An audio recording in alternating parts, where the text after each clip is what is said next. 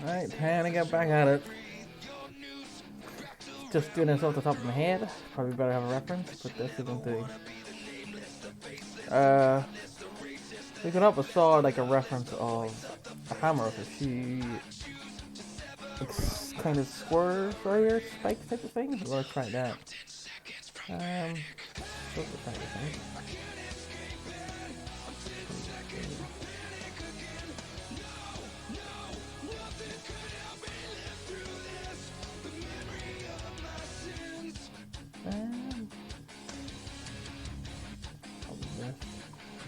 Let's see how it will work this.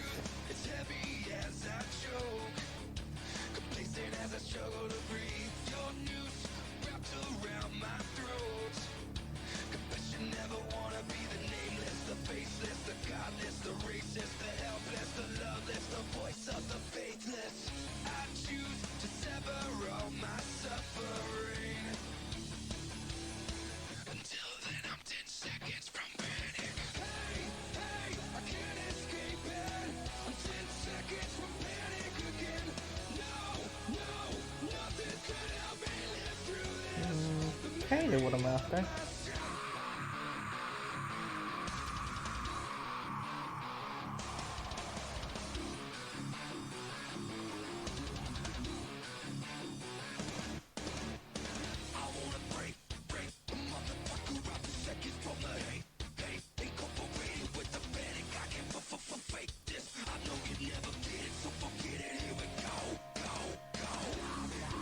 Yeah.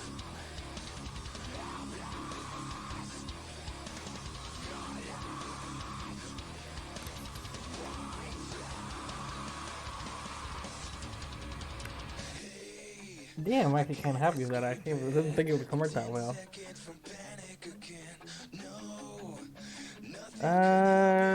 How did we apply the metallic thing? Right, need to get up the fast texture trail. I can't remember how to do the materials. I want to stick the material on just so I can get what it looks like now. I don't know if I'll go for the, yeah, I'll probably go for the metal style. So where is the video? Then step number. Yep. Homo.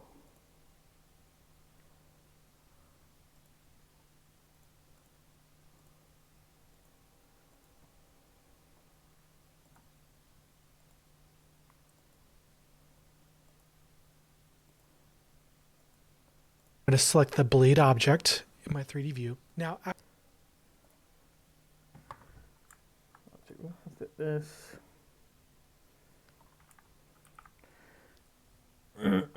after you select your blade object, you should see the shader network pop up. And if you do not see this, you may need to click the new button at the top of the shader editor. Click that and you should be good to go. If you already see these two nodes in our shader editor, you're good to go. And now for step number 4, we're going to get to know the 4 material properties that we're going to be working with primarily throughout the rest of the course. Now we know about base color from our Minecraft project, right? This is where we change the color of the material. The next one we're going to get to know is the metallic property, and we can adjust this by clicking and dragging on the parameter left and right. The higher the value is, the more metallic it's going to be, and then the lower the value that is, the less metallic it's going to be. And then I'm going to leave this to a value of 1 for my metallic properties. Now we may not see much yet, and this is because the metallic parameter works alongside the roughness parameter, which is the third parameter we're going to be using. And if I click on drag on my roughness, we can now see it start to move. And you can start to see, we can think of the roughness parameter as how blurry the reflections are going to be. So as I go higher,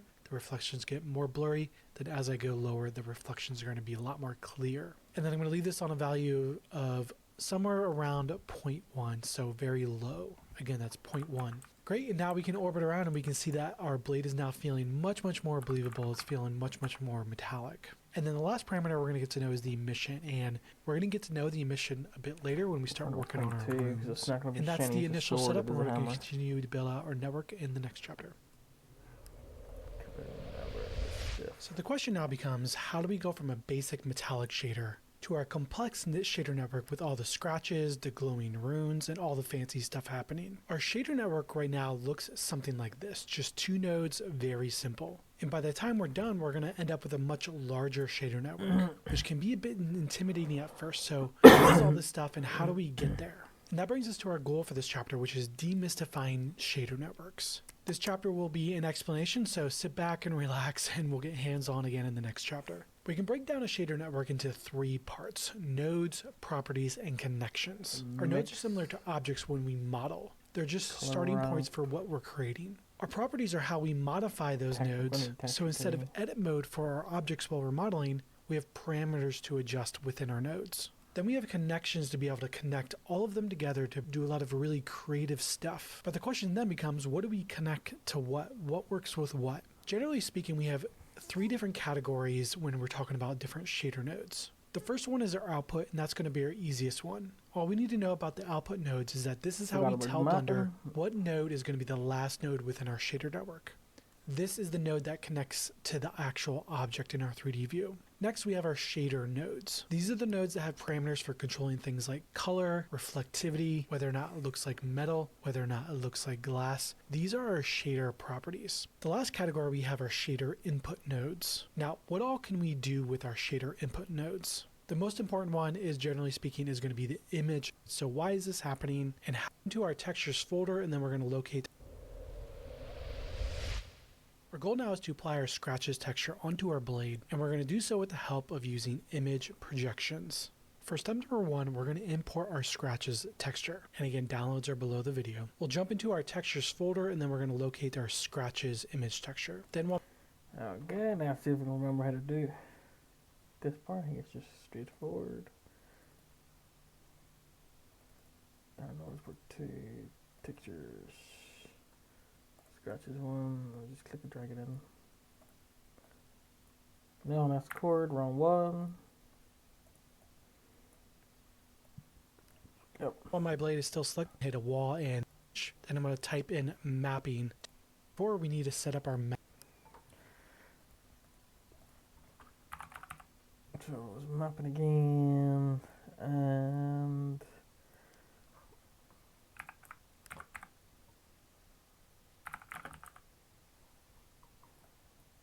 yep, net that one.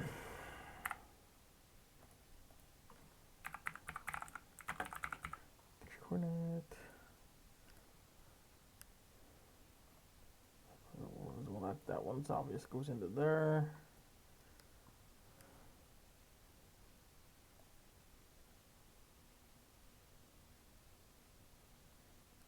Yeah, I was right, okay. Mapping node.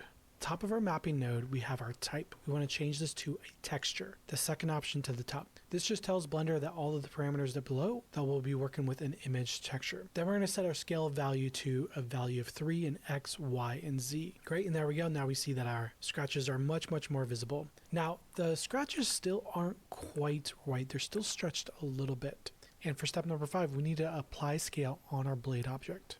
If our scale value is not uniform, our object parameter on our texture coordinate node is also not going to be uniform. It's going to be slightly stretched. This is, of course, from when we scaled earlier during the modeling process. So to fix this, I'll select my blade. I'll go up to the object menu, go down to apply, and then I'm going to select apply scale. And then after that, we'll see that the scale values are all reset. They're now going to all be a value of 1. And now we'll see our texture is perfectly square and everything is good to go. Okay, so all of that is going to feel like it's a bit hard to digest the first time you do that. This is a lot of new information, but generally speaking, we only need to build this once. And then for the next few chapters, we're just going to duplicate and tweak these as we go. It's the same setup for all of our shaders, and we'll continue that in the next chapter. Yes, that's what it was. It was box. It was for from each side. Our goal now is to take the scratches texture inside of our roughness and create some believability within our metallic blade shader. And we're going to do this with the help of the color ramp node. And the color ramp node is going to give us a bit more control between our scratches and our roughness shader to be able to control the blurriness of the reflections. For step number 1, I'll create the color ramp node. I'll go up to the add menu, select search, and then type in color ramp. And note that this is all one word, color ramp, one word. Once I see that, I'll hit enter to confirm. And then the color ramp node is attached to my cursor. I'll hover over in between my scratches image texture and my connection of my material output, and you notice that connection then becomes highlight, and then I can just click on that to automatically insert that color ramp node. And now we should see that we have our scratches color output connected to the factor of our ramp, and then the color ramp out color is then connected to the surface parameter node in our material output. For step number 2, I'll adjust my color ramp settings. I'll click and drag on the white values, and then you'll notice that we can now start to adjust how much white values of this image that we're seeing. This is sort of like a levels tool if you're coming from a Photoshop background. Now this is very important because this is how you control how much blurriness that we're going to see within a reflection. Now step number 3 is to apply our color ramp into our shader input. Out color of our ramp into the roughness parameter. Then I'll drag the BSDF parameter from our principled shader into the surface input of our material output. Now if I open it on the 3D To the roughness. Okay.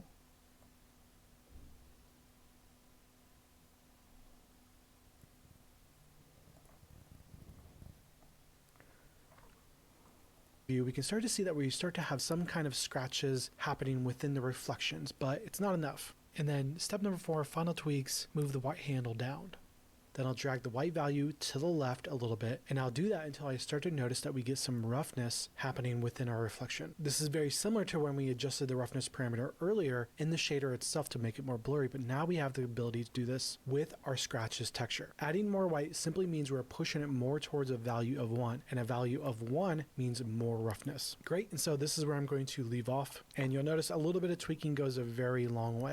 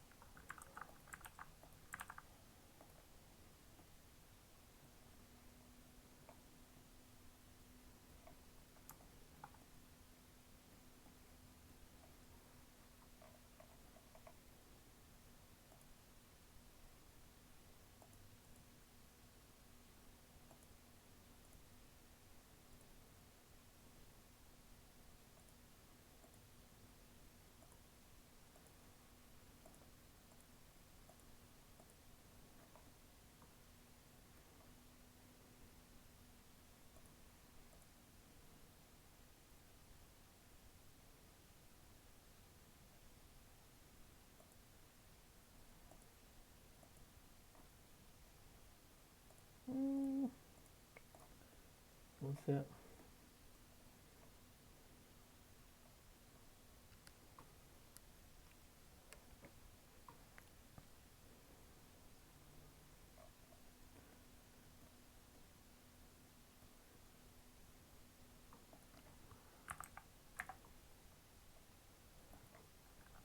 Thing.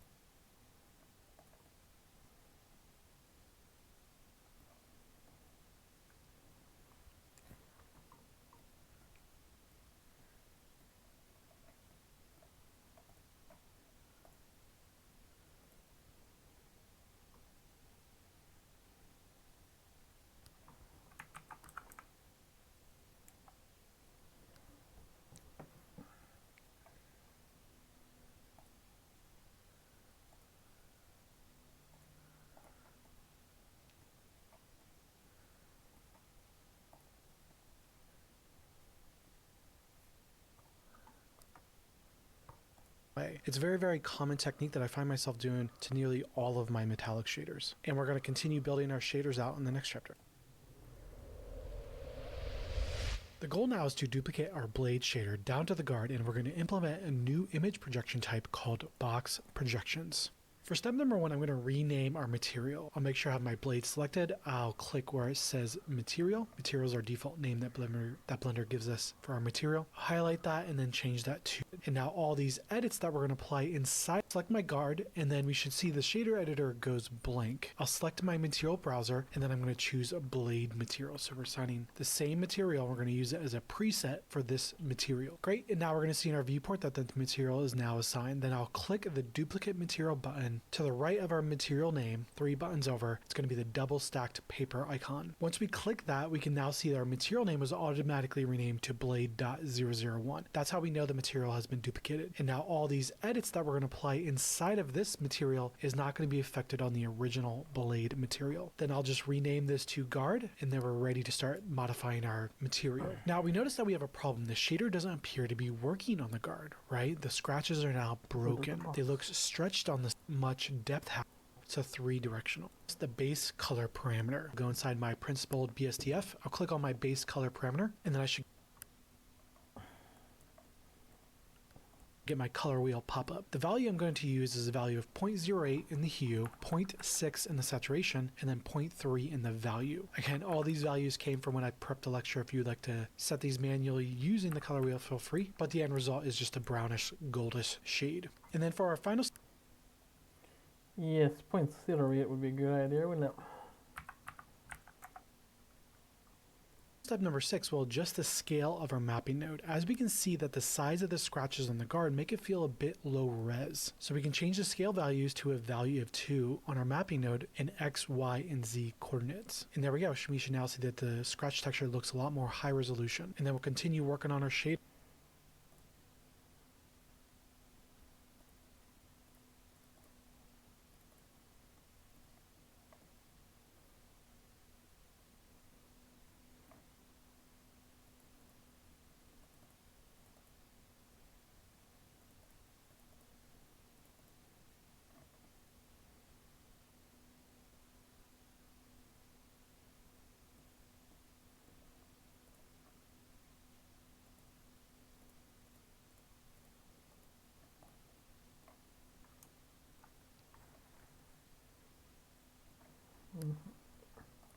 In the next chapter.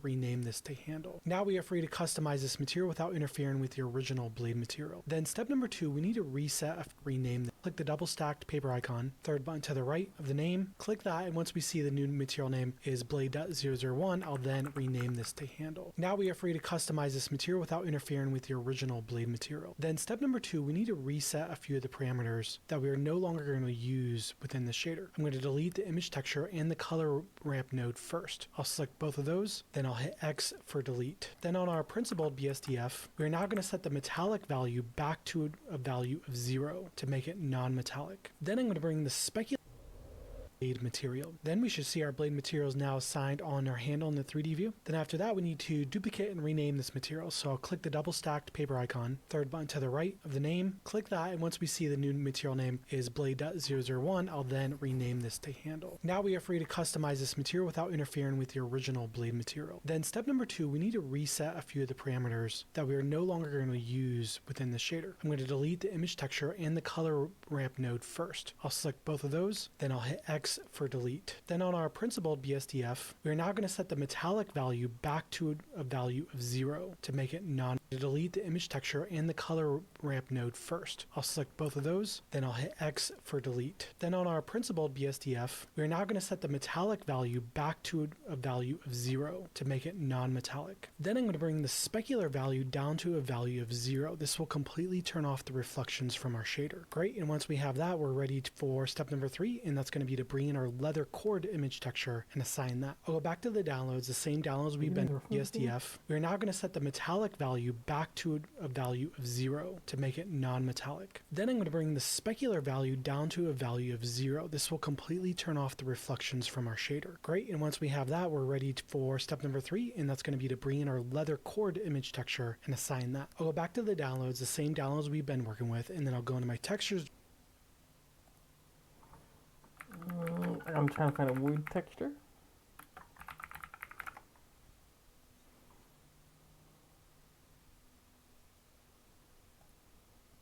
Hello and good morning. I'm Lachlan, and today we're going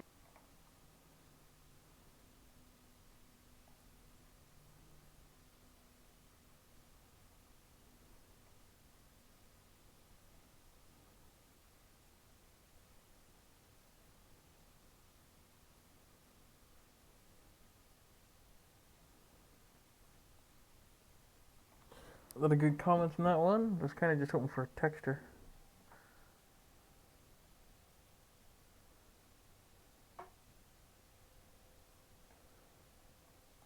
to be creating this procedural wood material in working with. It's probably not the best for scene lighting, like when you're doing a real shot, but just so we can see what we're doing here.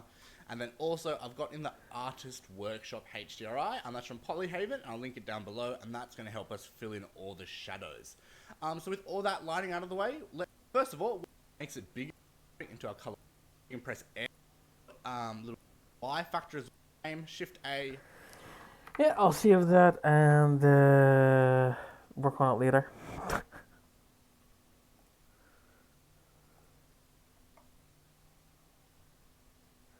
Polyhaven.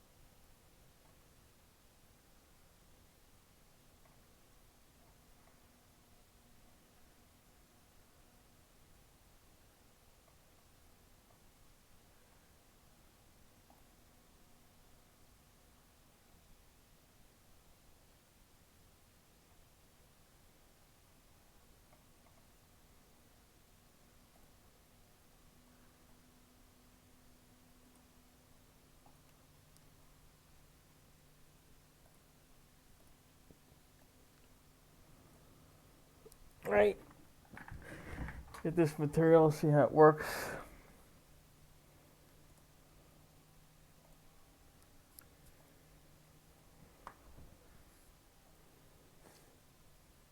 Directory and then locate the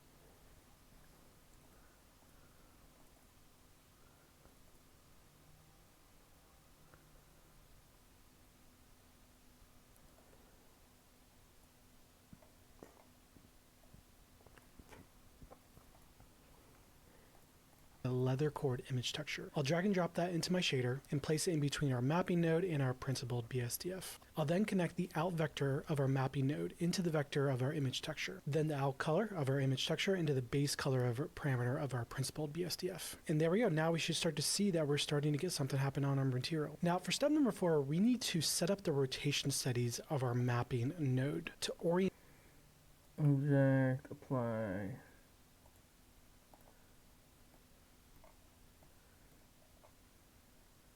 Kind of.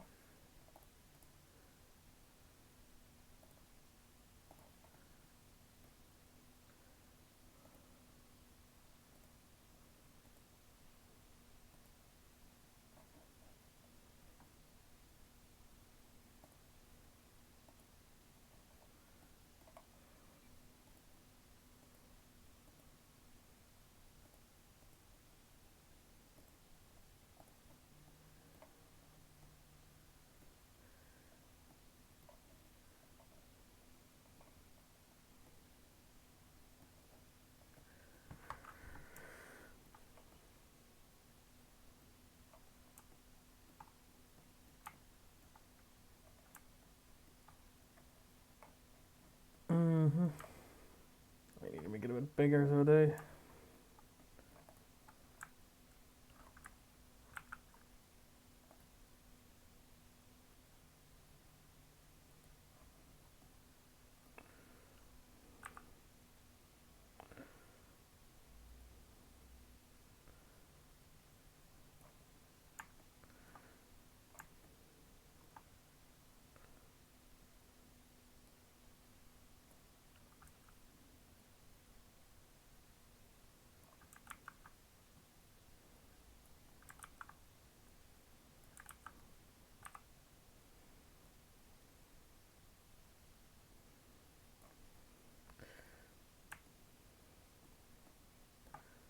that seems about right. And I did another cut.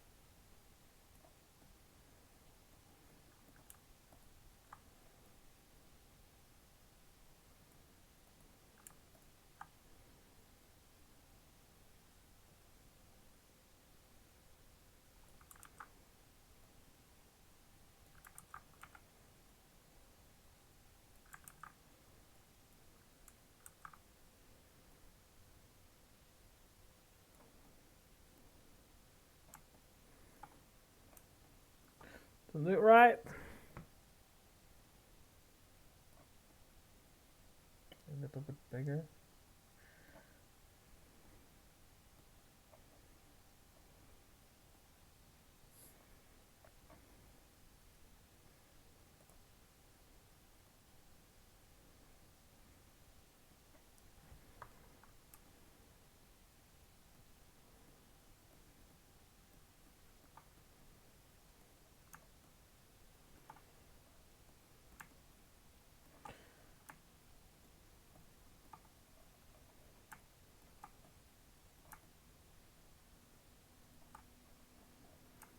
Damn, I suck at moving.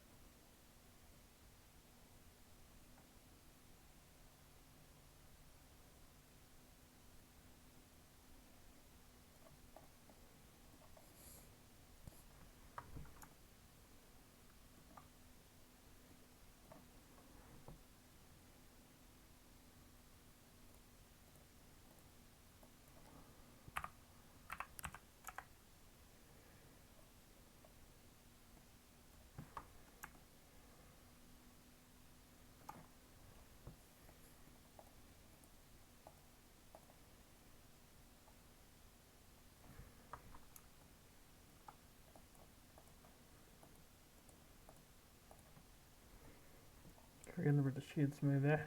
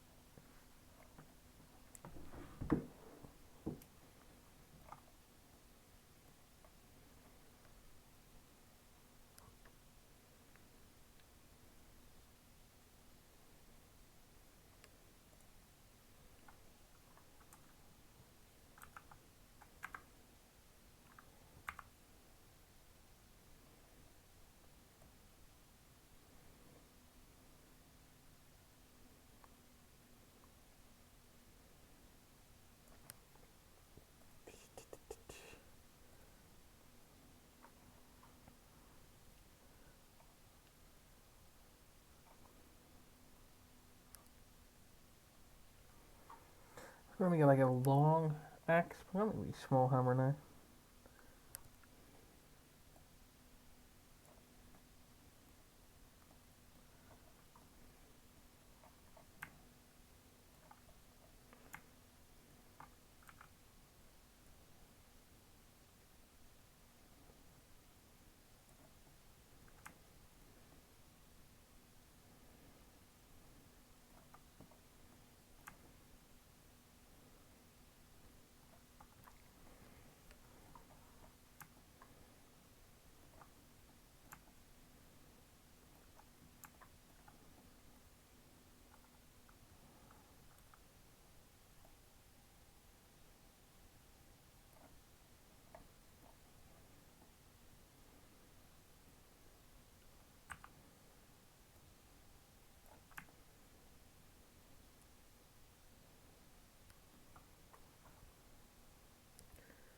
That's kind of a.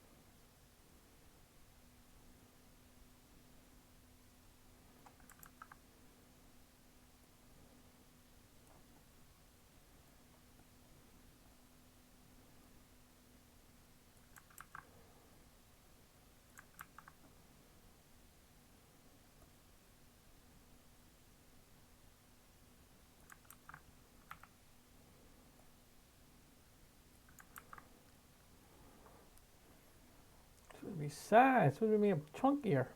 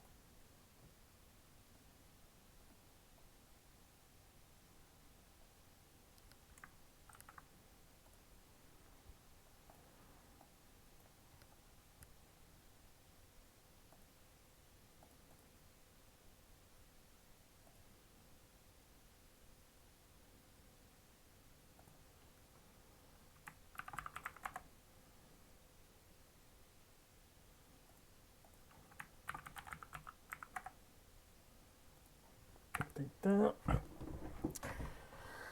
Let's get the cord wrapping that we had before.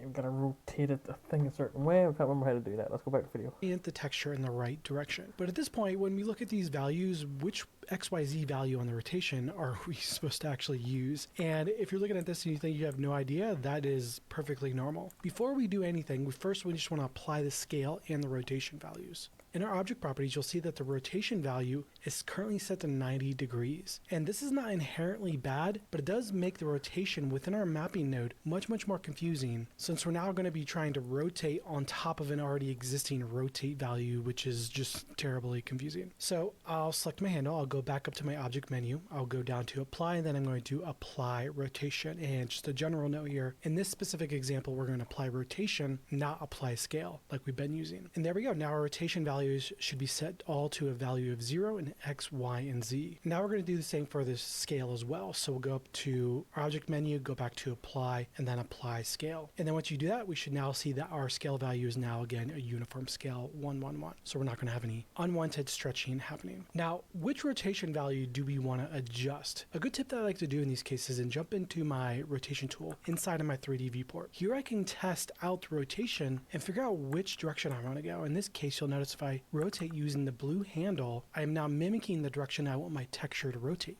I'm going to undo out of that, and then if we look up into our XYZ axis at the top right of our viewport, we'll see that the blue axis is the Z axis. So blue handle, blue axis, and there we go. We have our axis that we want to rotate, which is the Z axis. Now if I click and drag on the Z axis of the mapping node, we now start to rotate it around in that same direction we were in our viewport with our object. So it's a much more intuitive way of figuring out which direction we want to go with this. Then I'm going to set the Z axis to a value of 90 degrees exactly. And there we go. Now we can see it's rotating. The sides of the check color ramp settings. I'll have our type rate our nodes from outside of Blender. Usually we get these from an online read. We get to know the 4 material properties. So we're going to really for a total of 6 edges.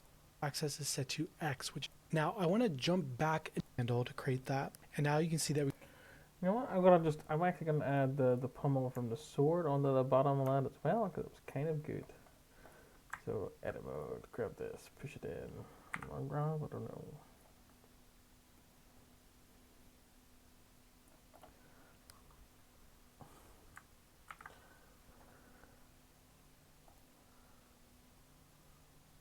to enter loop cut mode, hit escape to drop it, and then there we go.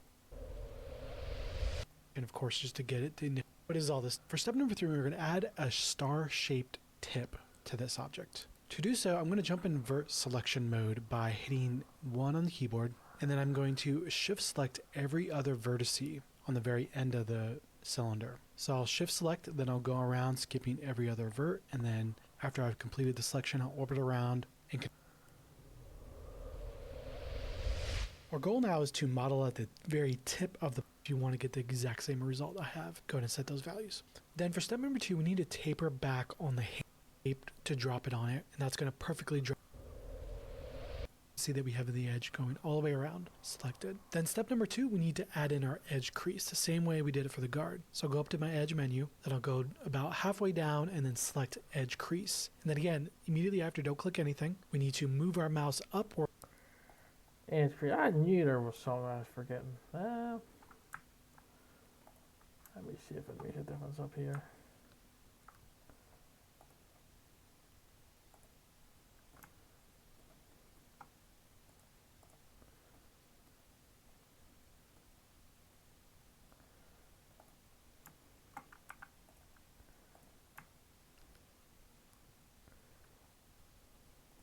See that we have the edge going all the way around, selected. Then step number 2, we need to add in our edge crease, the same way we did it for the guard. So I'll go up to my edge menu, then I'll go about halfway down.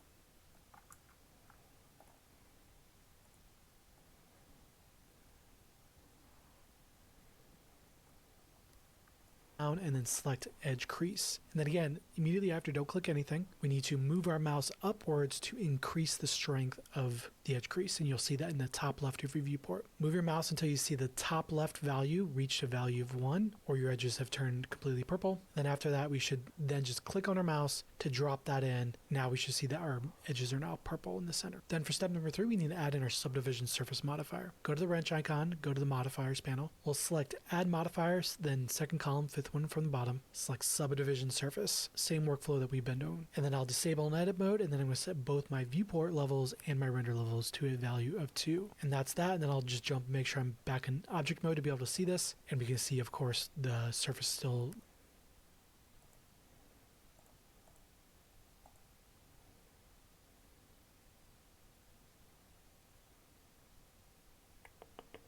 Where's Subdivide again?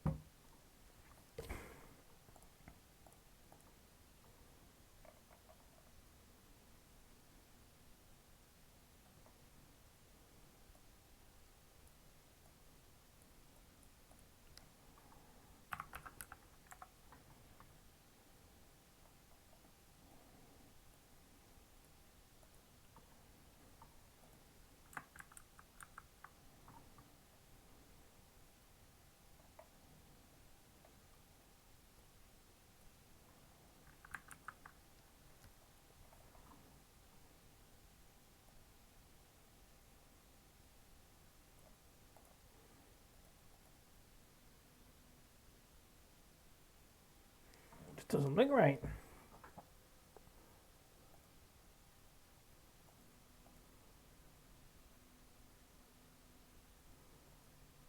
And want to start mirroring graphic views.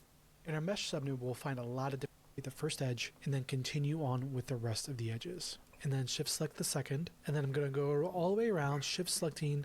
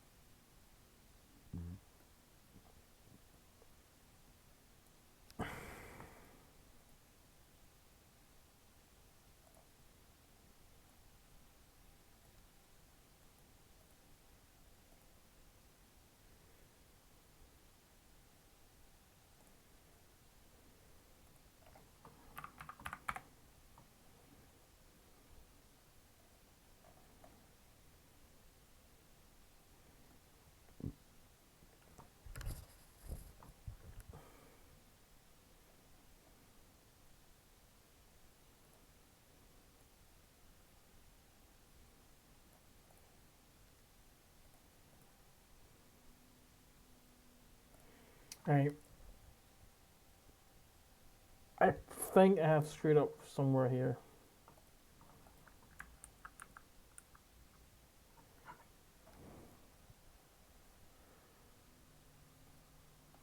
Now we're going to repeat this, but then this time in between the center loop cut and the guard. When I hit Control R to enter loop cut mode, loops. And I'll just make sure we have everything selected on that loop. Then after that, we should see that we have There's the the edge pommel going first, all the way actually. around. Selected. Then step number 2, we need to add in our edge crease, the same way What we did the it for the hell? guard. So I'll go up to my edge menu, then I'll go about halfway down and then select edge crease. And then again, immediately after, don't click anything. We need to move our mouse upwards to increase the strength of the edge crease, and you'll see that in the top left of your viewport. Move your mouse until you see the top left value reach a value of 1, or your edges have turned completely purple. Then after that, we should then just click on our mouse to drop that in. Now we should see that our edges are now purple in the center. Then for step number 3, we need to add in our subdivision surface modifier. Go to the wrench icon, go to the modifiers panel. We'll select add modifiers, then second column, fifth one from the bottom, select subdivision surface. Same workflow that we've been doing. And then I'll disable in edit mode, and then I'm going to set both my viewport levels and my render levels to a value of 2. And that's that. And then I'll just jump, make sure I'm back in object mode to be able to see this. And we can see, of course, the surface still looks.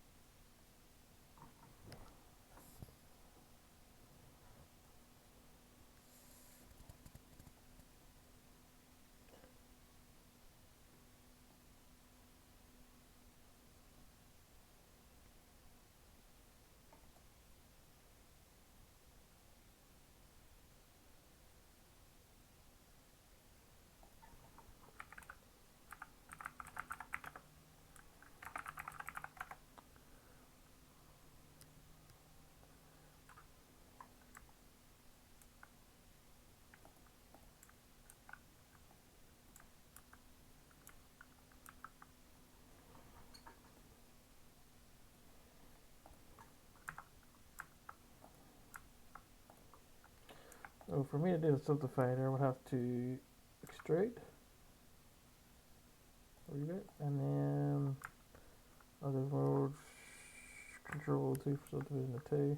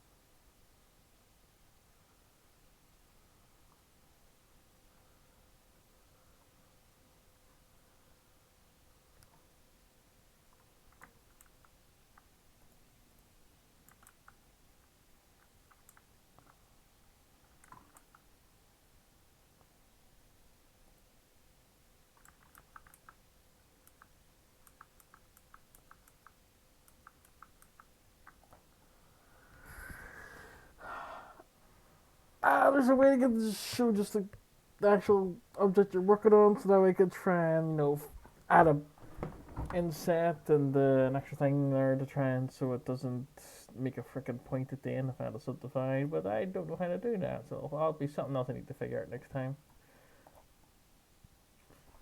I'm not happy with that goddamn metal though.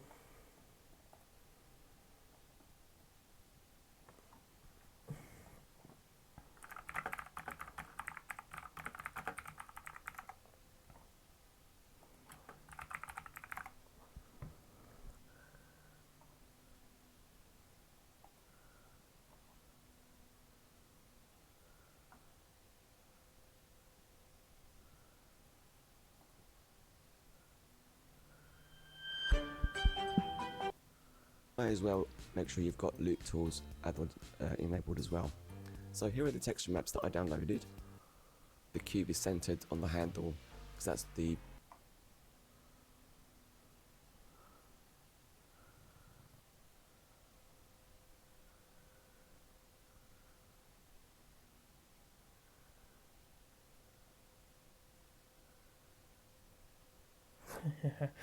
Right, okay, I'm looking at my video for a hammer to try and get material, and all the comments are complaining. So that's not gonna be one I do. I mean, I'm able to do it, but sword texture does not look good for a hammer texture. I'll know that much.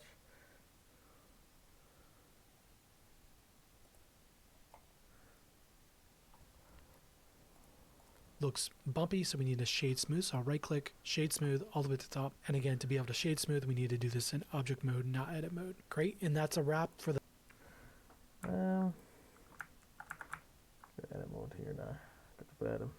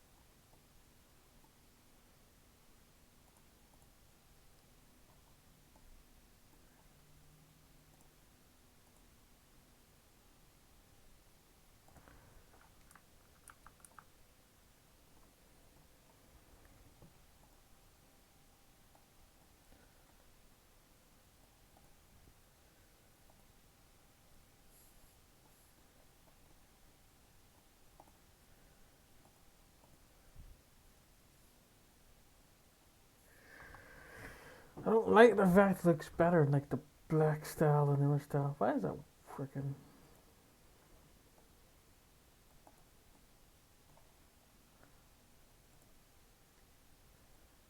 I want it to look metallic, but I can't get it to look metallic and look alright.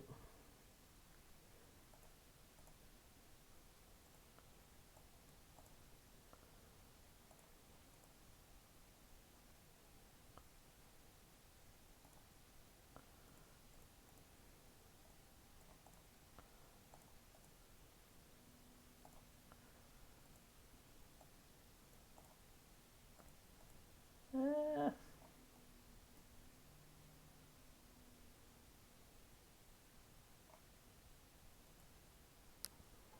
The block end of the handle and will continue in the next. And a special updated note from our frequently asked object mode. You can just delete the values. We're going to use the value of 5.8. Perform a selection from the wrong angle. You exactly, but somewhere in that ballpark should be good. And then step number 4, we need to add a loop cut directly down the center of the mesh. I'll hit Ctrl+R to enter the loop cut mode. I'm going to hover my mouse over to find the center of the edge. And then once I find it, I'm going to click once. But now instead of dragging and dropping it, what I'm going to do is hit the escape key on my keyboard. And what this is going to do is drop it perfectly into place at the center of the mesh. So escape mid loop cut drops it at the center. Very good. And then for step number 5, I'll scale this inward. I'll hit S to jump into my scale tool. And then super special note here, we're only going to be scaling on the blue handle downward. And then after we have that scaled inwards, we'll see that we now have our groove blocked in. At this point, it's a good idea just to rotate around, look at the top, look at the bottom, make sure that everything's looking good. And then after that, we'll go ahead and start adding some more details in the next chapter. At this point in our model, if something feels off, something is missing. So our goal right now is to add in a slight roundness to the edge to add a bit of realism into our blade. We're going to do this with the help of our subdivision surface modifier, our sub-D modeling workflow. And step number 1 is to add in our subdivision surface modifier. We'll go to our modifier panel, the wrench icon, we'll go up to add modifier, and then in the second column, all the way to the bottom, the 5th one from the bottom, we're going to choose subdivision surface. And then once you click that, what you'll see that is now we get our cage mesh. We have our cage mesh, and we have our final subdivided mesh. So now we are officially in sub-D modeling mode. And then step number 2, we'll set our sub-D settings. The first one is levels and viewport. We're going to want to change that to V2. And what that's going to do is just guarantee us that our viewport, which is what we're looking at right now, is going to be the same as our render. And we'll talk more about rendering in a bit. And that's basically just so we don't get any unpredictable results later on. And the second setting we want to get to know is our modifier display settings over here. And by default, we can see the modifier in edit mode, object mode, and rendered mode. We are going to turn off visibility in edit mode, the second icon to the left. Disable that and it'll turn gray, and then we can no longer see it in our viewport while we're in edit mode. And if we want to see the final mesh, we can tab out back into object mode. So we can tab back and forth to see our cage mesh and to see our final subdivided mesh. Why are we doing this? This is going to allow us to be able to see it a little bit easier. After you get used to sub-D modeling, you can go ahead and turn that back on and play around with that. Now we have one more problem that we're seeing here, and that is the surface of it feels rough. It doesn't really feel smooth yet. So in step number 3, we're going to fix that with our shade smooth setting. So to do that, we need to be in object mode. This does not work in edit mode. So much too. So once you're in object mode, we'll right click on the object and then we'll go to shade smooth, which is all the way at the top. Shade smooth, and then we'll see all of a sudden we got a very smooth surface going. Now obviously this isn't looking good at this point. This isn't what we want. It's a little too round at this point, so we'll go ahead and start fixing that in the next chapter.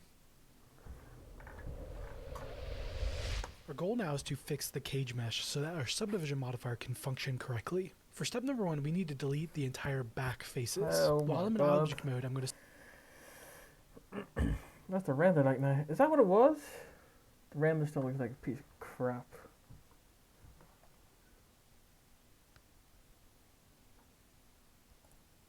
I'm getting there. I'll come back to it later.